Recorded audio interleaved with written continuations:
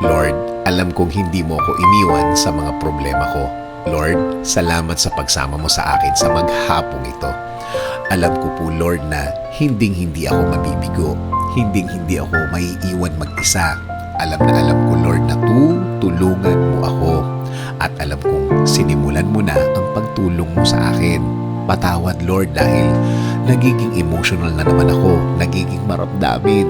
Simula sa gabing ito, ikaw at ikaw na ang aking iisipin.